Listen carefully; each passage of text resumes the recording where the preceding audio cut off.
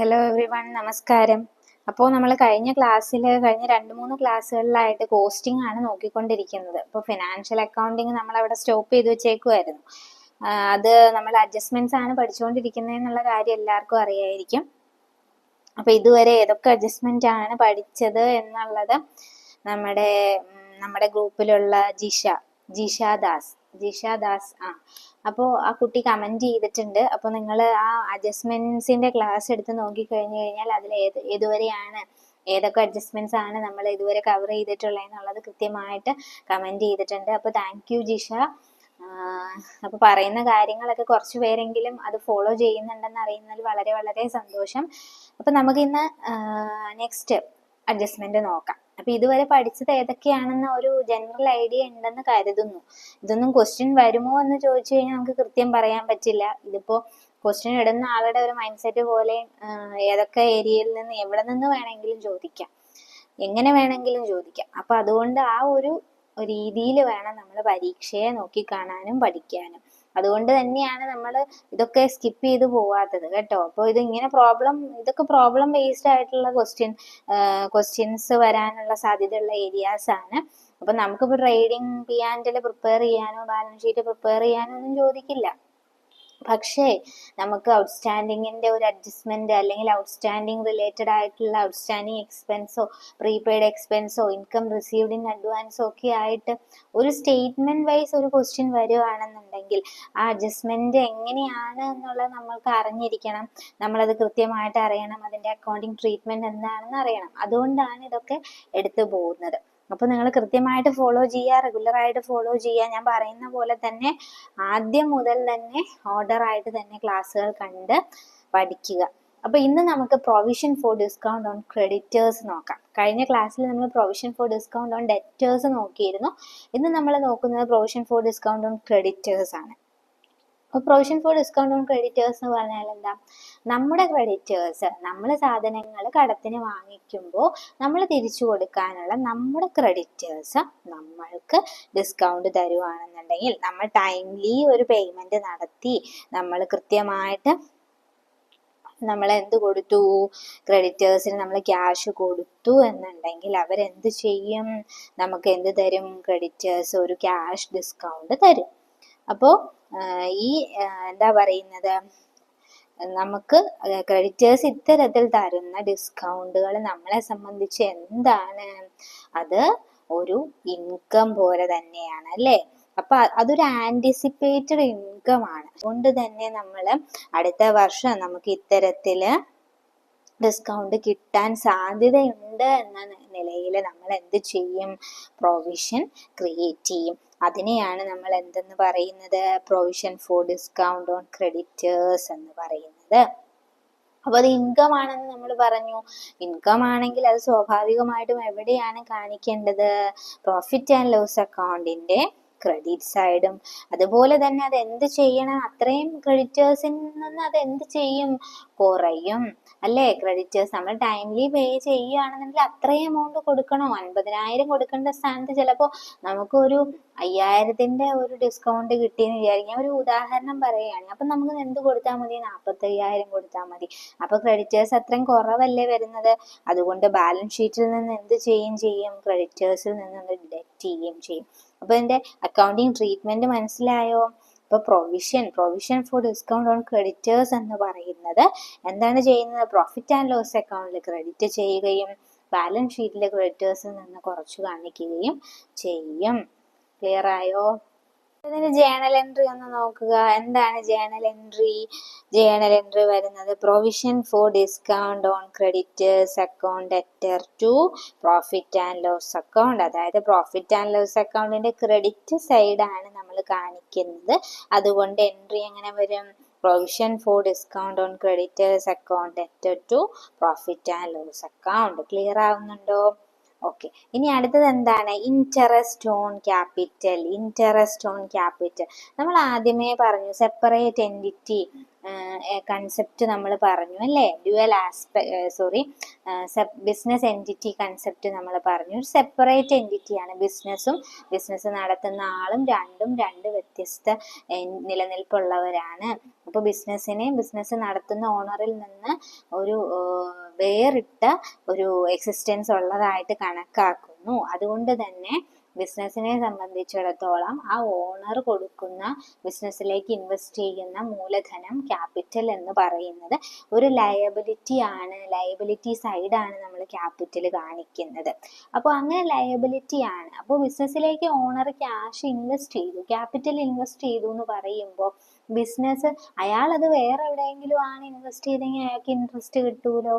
അതുപോലെ തന്നെ ബിസിനസ്സിലോട്ട് ഇൻവെസ്റ്റ് ചെയ്യുമ്പോൾ ബിസിനസ് എന്ത് ചെയ്യാം, പ്രൊപ്രൈറ്റർക്ക് ആ ക്യാപിറ്റലിന് ഒരു ഇൻട്രസ്റ്റ് കൊടുക്കാം.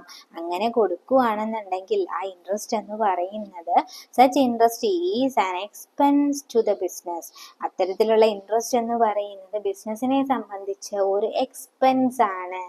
And it's debited to profit and loss account. Expense ആണെന്ന് പറയുമ്പോൾ തന്നെ അറിയാം, it is debited to profit and loss account.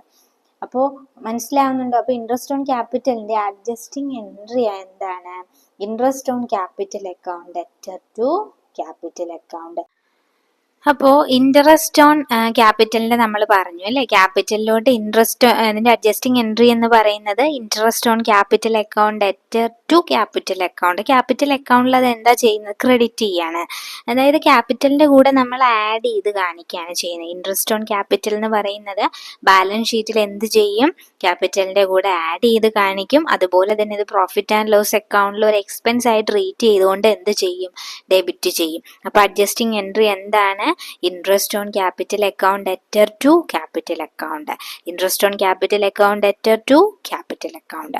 ഇനി നെക്സ്റ്റ് വൺ എന്ന് പറയുന്നത് ഇൻട്രസ്റ്റ് ഓൺ ഡ്രോയിങ്സ്. അപ്പം നമ്മൾ പറഞ്ഞു ക്യാപിറ്റൽ എന്ന് പറയുന്നത് പ്രൊപ്രൈറ്ററെ സംബന്ധിച്ച് ലയബിലിറ്റി ആണ്. അതിന് കൊടുക്കുന്ന ഇൻട്രസ്റ്റ് എന്ന് പറയുന്ന എക്സ്പെൻസ് ആണെന്ന് പറയുമ്പോൾ നേരെ ഓപ്പോസിറ്റ് ഡ്രോയിങ്സ് എന്ന് പറയുന്ന പ്രൊപ്രൈറ്റർ അയാളുടെ ആവശ്യത്തിന് വേണ്ടിയിട്ട് ഡ്രോയിങ്സ് നടത്തുമ്പോൾ, ക്യാഷ് പിൻവലിക്കുമ്പോൾ, ക്യാപിറ്റലിൽ നിന്ന് എമൗണ്ട് പിൻവലിക്കുമ്പോൾ അതിന് പ്രൊപ്രൈറ്റർ അങ്ങോട്ടേക്ക് ബിസിനസ്സിലോട്ട് ഒരു ഇൻട്രസ്റ്റ് കൊടുക്കണം എന്നൊരു കൺസെപ്റ്റിലാണ് ഈ ഇൻട്രസ്റ്റ് ഓൺ ഡ്രോയിങ്സ് വന്നിട്ടുള്ളത്.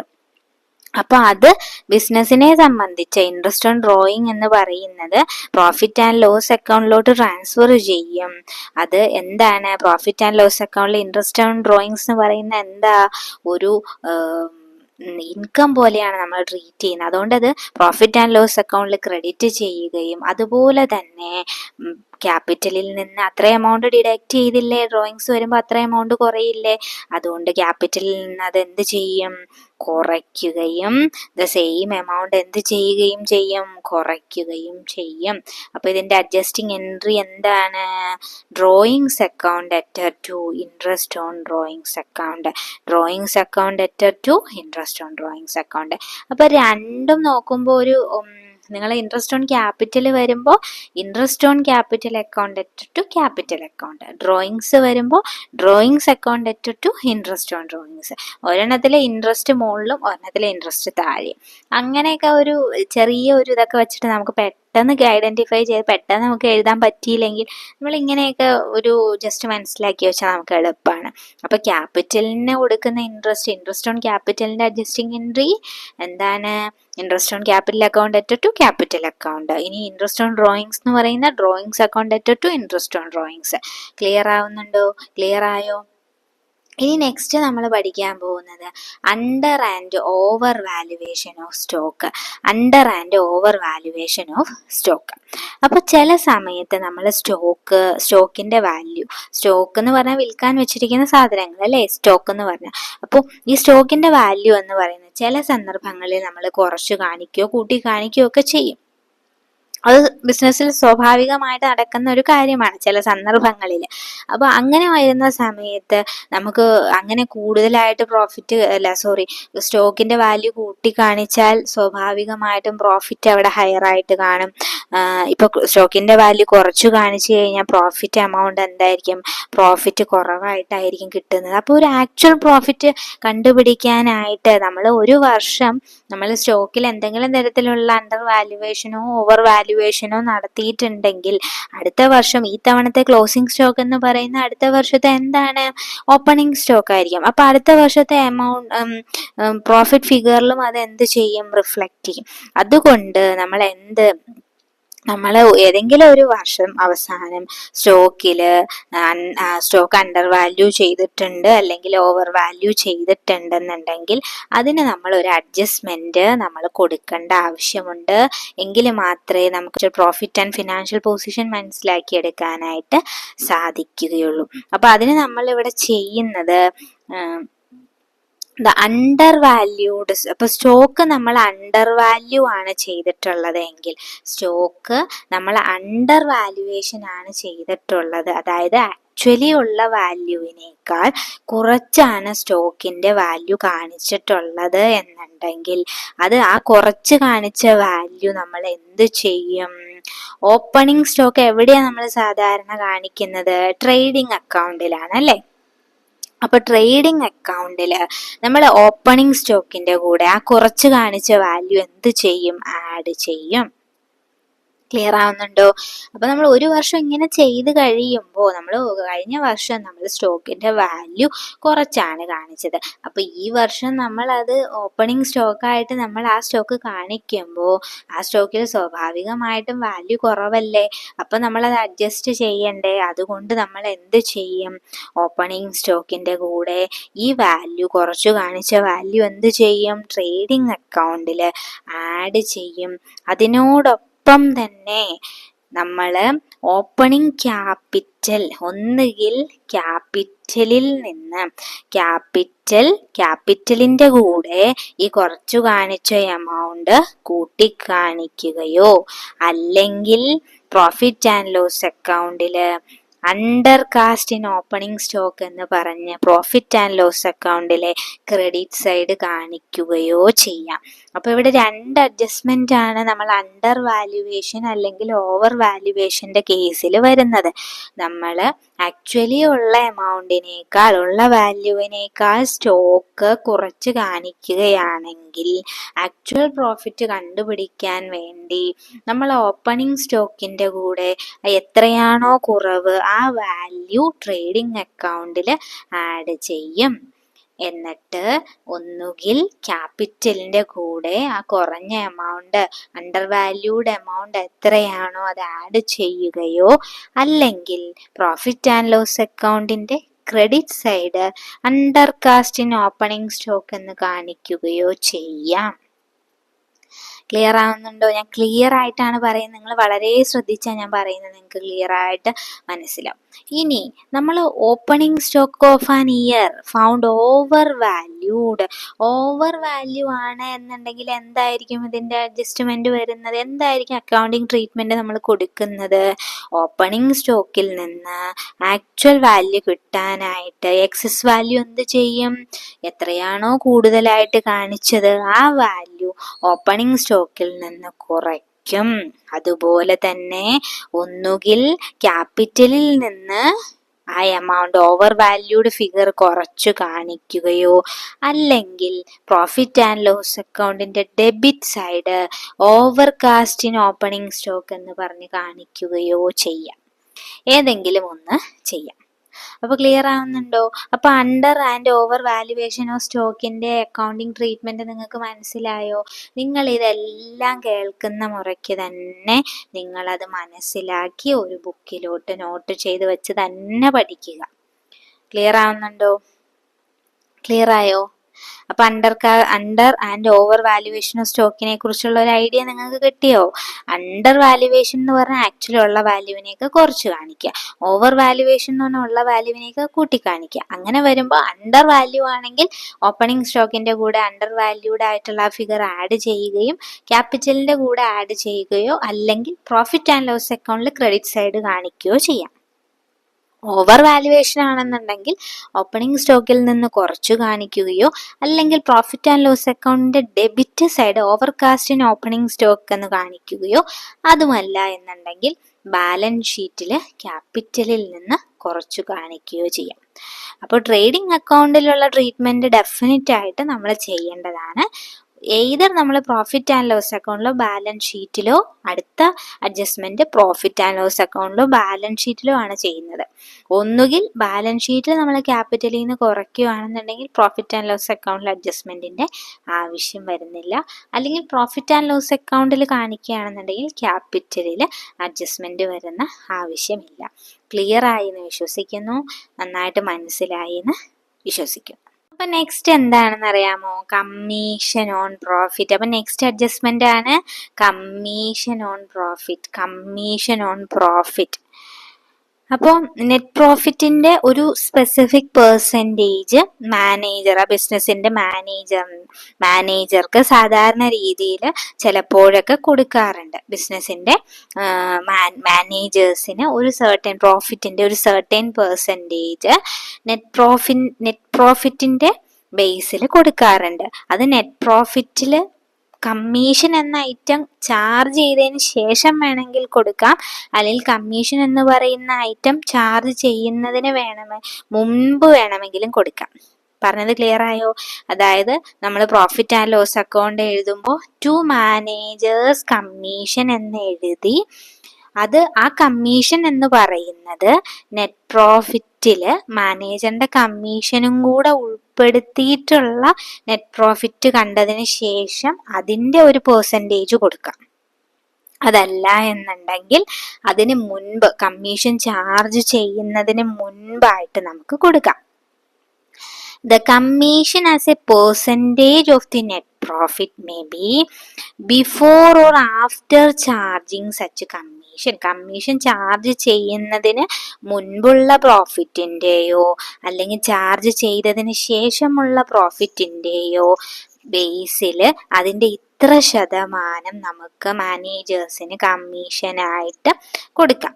അപ്പോൾ കമ്മീഷൻ നെറ്റ് പ്രോഫിറ്റ്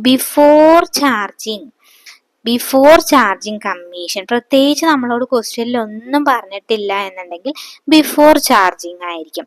അതായത് നമ്മൾ സാധാരണ പ്രോഫിറ്റ് ആൻഡ് ലോസ് അക്കൗണ്ടിന്റെ ഡെബിറ്റ് സൈഡും ക്രെഡിറ്റ് സൈഡും കൂട്ടി, പ്രോഫിറ്റ് ആണെങ്കിൽ ഏത് സൈഡായിരിക്കും കൂടുതൽ?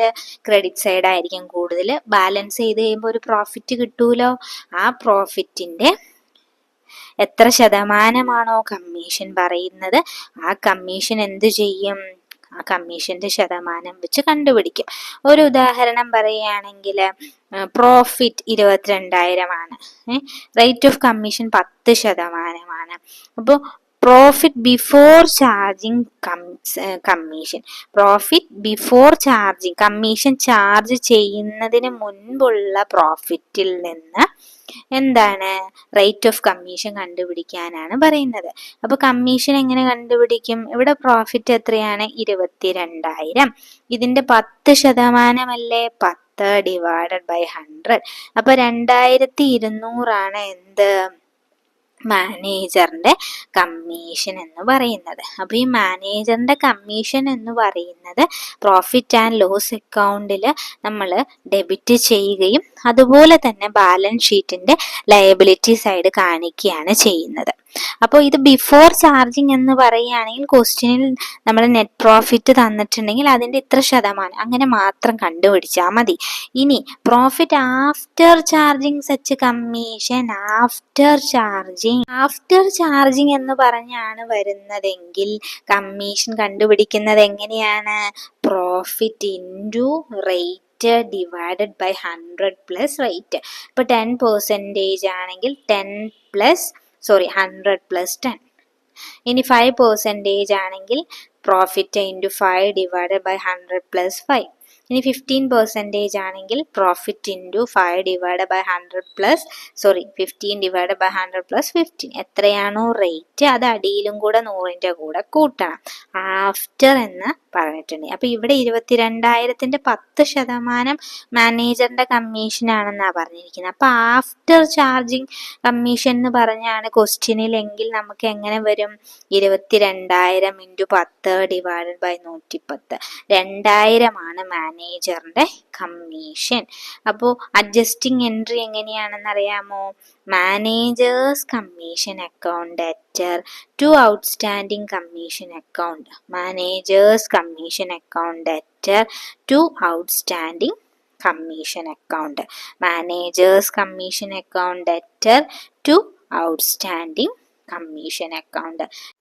ഇനി അടുത്ത ഒരു അഡ്ജസ്റ്റ്മെന്റ് ആണ് loss of goods by fire. Loss of goods by fire എന്താ അത്? ഫയർ ഓർ ആക്സിഡൻസ് പറഞ്ഞ ഗുഡ്സ് എന്തെങ്കിലും തരത്തില് തീപിടുത്തം ഉണ്ടായിട്ടോ മറ്റു ആക്സിഡന്റ് വഴിയോ നമ്മുടെ സ്റ്റോക്കുകൾ, നമ്മുടെ ഗുഡ്സ് നശിച്ചു പോവുകയാണെന്നുണ്ടെങ്കിൽ ആ ഒരു കേസിൽ എന്താണ് എൻട്രി വരുന്നത്, എങ്ങനെയാണ് അക്കൗണ്ടിങ് ട്രീറ്റ്മെന്റ് എന്നുള്ളതാണ് പഠിക്കാൻ പോകുന്നത്.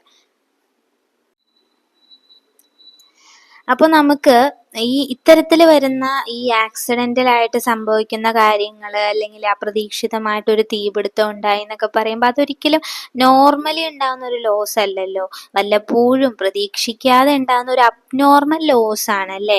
അപ്പോൾ അത്തരത്തില് ഇങ്ങനെ ഒരു ആക്സിഡന്റ് സംഭവിച്ച് സ്റ്റോക്ക് ഡിസ്ട്രോയിഡ് ആയിട്ടുണ്ടെന്നുണ്ടെങ്കിൽ ആ എമൗണ്ട് എന്ന് പറയുന്നത് എത്ര രൂപയുടെ സ്റ്റോക്കാണോ നമുക്ക് നഷ്ടപ്പെട്ടു പോയിട്ടുള്ളത് അത്രയും രൂപ നമ്മൾ എന്ത് ചെയ്യും? ട്രേഡിംഗ് അക്കൗണ്ടിലേക്ക് കാണിക്കും. ട്രേഡിംഗ് അക്കൗണ്ടിലേക്ക് കാണിക്കും. അതാണ് നമ്മളിവിടെ ട്രേഡിംഗ് അക്കൗണ്ടിൽ നമ്മൾ എന്ത് ചെയ്യുന്ന പറയുന്നത്? സ്റ്റോക്ക് ഈ ഡിസ്ട്രോയ് ചെയ്യപ്പെട്ട അല്ലെങ്കിൽ നഷ്ടപ്പെട്ടു പോയ സ്റ്റോക്ക് എത്ര എമൗണ്ട് ആണോ അത്രയും എമൗണ്ട് സ്റ്റോക്ക് നമ്മളെ ട്രേഡിംഗ് അക്കൗണ്ടിന്റെ ക്രെഡിറ്റ് സൈഡ് കാണിക്കും. ട്രേഡിംഗ് അക്കൗണ്ടിന്റെ credit side loss of stock account debtor to trading account എന്നുള്ളതാണ് എൻട്രി വരുന്നത്. ആ വർഷം എത്ര രൂപയുടെ സ്റ്റോക്കാണോ നഷ്ടപ്പെട്ടു പോയത് അത്രയും സ്റ്റോക്ക് നമ്മൾ സാധാരണ രീതിയിൽ എങ്ങനെയാണോ ക്ലോസിംഗ് സ്റ്റോക്ക് ട്രേഡിംഗ് അക്കൗണ്ടിന്റെ ക്രെഡിറ്റ് സൈഡ് കാണിക്കുന്നത് അതേപോലെ തന്നെ ട്രേഡിംഗ് അക്കൗണ്ടിന്റെ credit side loss of stock account എന്ന് പറഞ്ഞ് നമ്മൾ എന്ത് ചെയ്യും? കാണിക്കും. ആദ്യത്തെ അഡ്ജസ്റ്റ്മെന്റ് അതാണ്. ഫസ്റ്റ് നമ്മൾ സ്റ്റോക്ക് തീപിടുത്തം ഉണ്ടായി, സ്റ്റോക്ക് നഷ്ടപ്പെട്ടു എന്ന് പറയുകയാണെന്നുണ്ടെങ്കിൽ എത്ര രൂപയുടെ സ്റ്റോക്കാണോ നമുക്ക് ഇത്തരത്തില് ഫയർ അല്ലെങ്കിൽ ആക്സിഡന്റ് വഴി നമുക്ക് നഷ്ടപ്പെട്ടത് അത്രയും രൂപയുടെ സ്റ്റോക്ക് നമ്മൾ ട്രേഡിംഗ് അക്കൗണ്ടില് ലോസ് ഓഫ് സ്റ്റോക്ക് അക്കൗണ്ട് എന്ന് പറഞ്ഞ് ക്രെഡിറ്റ് സൈഡ് കാണിക്കും. അതുകൊണ്ടാണ് എൻട്രി ഇങ്ങനെ വന്നിരിക്കുന്നത്, loss of stock account debtor to trading account എന്ന് പറഞ്ഞ് വന്നിരിക്കുന്നത്. ഇനി നമുക്ക് ഇൻഷുറൻസ് നമ്മൾ സ്വാഭാവികമായിട്ടും ഒരു കമ്പനി ഇൻഷുർ ചെയ്തിട്ടുണ്ടാവും. ഇൻഷുറൻസ് കമ്പനിയിൽ നിന്ന് യാതൊരു തരത്തിലുമുള്ള ക്ലെയിം റിസീവ് ചെയ്തിട്ടില്ല. തീപിടുത്തമുണ്ടായി, സ്റ്റോക്ക് നഷ്ടപ്പെട്ടു, പക്ഷെ ഒരു തരത്തിലുമുള്ള ക്ലെയിം നമുക്ക് ഇൻഷുറൻസ് കമ്പനിയിൽ നിന്ന് കിട്ടിയിട്ടില്ല എന്നുണ്ടെങ്കിൽ എത്ര രൂപയുടെ സ്റ്റോക്കാണോ നമുക്ക് നഷ്ടപ്പെട്ടത് അത്രയും രൂപയുടെ സ്റ്റോക്കും നമ്മൾ പ്രോഫിറ്റ് ആൻഡ് ലോസ് അക്കൗണ്ടിലേക്ക് ട്രാൻസ്ഫർ ചെയ്യും. പ്രോഫിറ്റ് ആൻഡ് ലോസ് അക്കൗണ്ടിലേക്ക് നമ്മൾ ട്രാൻസ്ഫർ ചെയ്യും. മനസ്സിലാവുന്നുണ്ടോ? ഏത് സൈഡാ കാണിക്കുന്നത്? ഡെബിറ്റ് സൈഡ് കാണിക്കും. അതായത് നമ്മൾ ഇൻഷുർ ചെയ്തു പക്ഷെ നമുക്ക് ക്ലെയിം ഒന്നും കിട്ടിയില്ല എന്നുണ്ടെങ്കിൽ എത്ര രൂപയുടെ സ്റ്റോക്കാണോ നഷ്ടപ്പെട്ടത് അത്രയും രൂപ നമ്മൾ എവിടെ കൂടി കാണിക്കും? പ്രോഫിറ്റ് ആൻഡ് ലോസ് അക്കൗണ്ടിന്റെ ഡെബിറ്റ് സൈഡ് കൂടി കാണിക്കും. ഇനി ഇൻഷുറൻസ് കമ്പനി തന്നിട്ടുണ്ട്, നമുക്കൊരു എമൗണ്ട് തന്നിട്ടുണ്ട് എന്നുണ്ടെങ്കിൽ അത് നമ്മൾ ബാലൻസ് ഷീറ്റിന്റെ എവിടെ കാണിക്കും? അസറ്റ് സൈഡ് കാണിക്കും. ബാലൻസ് ഷീറ്റിന്റെ അസറ്റ് സൈഡ് കാണിക്കും. ക്ലിയർ ആവുന്നുണ്ടോ? ക്ലിയർ ആയോ? അപ്പോൾ ജേണൽ എൻട്രി, ബാലൻസ് ഷീറ്റിന്റെ അസറ്റ് സൈഡ് നമ്മൾ കാണിക്കും. ഇത് ജേണൽ എൻട്രി വരുന്നത് ഇതിലോട്ട് കാണിക്കുന്നതിന്റെ എൻട്രിയാണ്. Insurance company account debtor to goods lost by fire account അല്ലെങ്കിൽ ലോസ് ഓഫ് സ്റ്റോക്ക് അക്കൗണ്ട് എന്ന് പറഞ്ഞ് എൻട്രി വരും. ഇനി ജേണൽ എൻട്രി ഇത് ഫുള്ളി ക്ലെയിം നമുക്ക് തന്നിട്ടുണ്ടെങ്കിൽ നമുക്ക് ഇൻഷുറൻസ് കമ്പനി എമൗണ്ട് നമുക്ക് തന്നിട്ടുണ്ട്, നമുക്ക് ക്ലെയിം തന്നിട്ടുണ്ടെന്നുണ്ടെങ്കിൽ ആ എമൗണ്ട് കാണിക്കാനുള്ള അഡ്ജസ്റ്റിംഗ് എൻട്രി ആണിത്. ഇനി ഭാഗികമായിട്ടുള്ള ഒരു ക്ലെയിം, പകുതി ഒരു പാർട്ട്ലി ആണ് നമുക്ക് പേ ചെയ്തിട്ടുള്ളൂ, ഒരു ലോസിന്റെ ഒരു പാർട്ട് ഓഫ് ദി ലോസ് മാത്രമേ നമുക്ക് ഇൻഷുറൻസ് കമ്പനിയിൽ നിന്ന് തരാമെന്ന് പറഞ്ഞിട്ടുള്ളൂ എന്നുണ്ടെന്നുണ്ടെങ്കിൽ എത്ര രൂപയുടെ ലോസ് ആണോ നമുക്ക് സ്വന്തമായിട്ട് വന്നത്, കുറച്ച് ഭാഗം എന്തായാലും ഇൻഷുറൻസ് കമ്പനി തരുമല്ലോ, അത് ബാലൻസ് ഷീറ്റിലേക്കും നമുക്ക് ആക്ച്വലി നമുക്ക് ഏറ്റെടുക്കേണ്ടി വന്ന ലോസ് നമ്മൾ പ്രോഫിറ്റ് ആൻഡ് ലോസ് അക്കൗണ്ടിലോട്ട് ഡെബിറ്റ് ചെയ്യും. അതിന്റെ എൻട്രിയാണ് insurance company account at profit and loss account at to loss of stock account എന്ന് പറഞ്ഞു വരുന്നത്. ക്ലിയർ ആയോ? ക്ലിയർ ആവുന്നുണ്ടോ? അപ്പൊ ഇതിന്റെ ഒരു ചെറിയൊരു പ്രോബ്ലം നമുക്ക് നോക്കാം. A fire occurred in the premise of Jamshedji on 25th March 1998 and goods of the cost of rupees 3 lakh were lost. 3 ലക്ഷം രൂപയുടെ ഗുഡ്സ് നഷ്ടപ്പെട്ടു. For which insurance company admitted a claim of rupees 2,20,000. 2,20,000 രൂപ insurance company തരാമെന്ന് പറഞ്ഞു. അവര് ഏറ്റെടുക്കാമെന്ന് പറഞ്ഞു. 3 ലക്ഷം രൂപയുടെ goods നഷ്ടപ്പെട്ടു. അപ്പോൾ ഈ ഒരു ക്വസ്റ്റ്യനില് നമുക്കിവിടെ 30,000 രൂപയുടെ സ്റ്റോക്ക് നമുക്കിവിടെ നഷ്ടപ്പെട്ടിട്ടുണ്ട്. നിങ്ങൾ നോക്കിയാൽ മനസ്സിലാവും. 30,000 റുപ്പീസിന്റെ സ്റ്റോക്ക് മൊത്തത്തിൽ നഷ്ടപ്പെട്ടു. അപ്പൊ നമ്മൾ ആദ്യം എന്ത് ചെയ്യണം? ആ സ്റ്റോക്ക് നമ്മൾ ട്രേഡിംഗ് അക്കൗണ്ടിലേക്ക് കാണിക്കണം.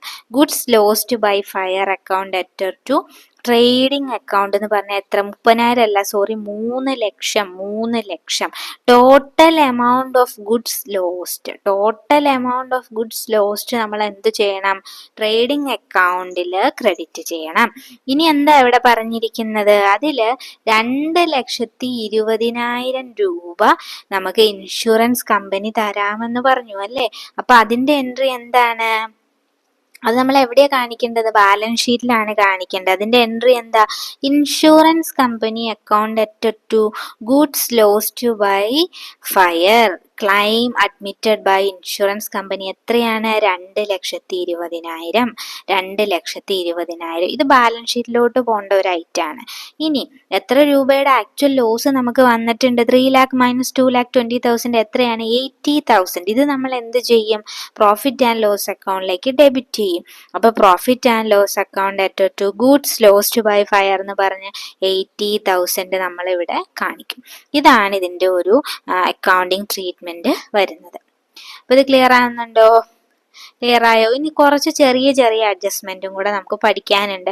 അപ്പൊ എല്ലാം ഒറ്റ വീഡിയോയിൽ ഉൾപ്പെടുത്തി കഴിഞ്ഞാൽ നിങ്ങൾക്ക് ബോറടിക്കും. അതുപോലെ തന്നെ വീഡിയോയുടെ ലെങ്ത് കൂടും. അതുകൊണ്ട് നമുക്ക് നെക്സ്റ്റ് ക്ലാസ്സിൽ അതും കൂടെ ഡിസ്കസ് ചെയ്ത് നമുക്ക് ഈ ഫൈനൽ അക്കൗണ്ട്സ് ഒന്ന് ക്ലോസ് ചെയ്യാം. ഓക്കെ, അപ്പൊ എന്തായാലും എല്ലാവർക്കും all the best and thank you.